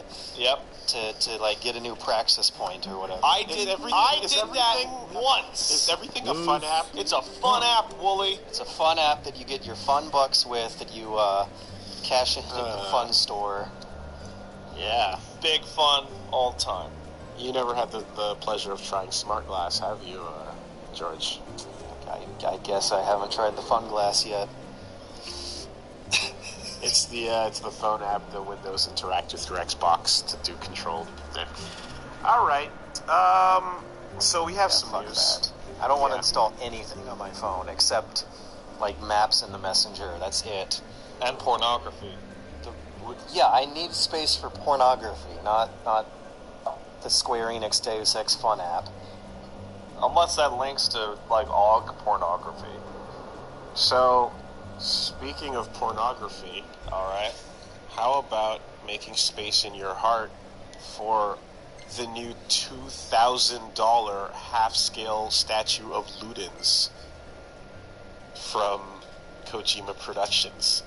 They're pushing Ludens really hard. And we don't even know why we care yet. It's a bit out of control.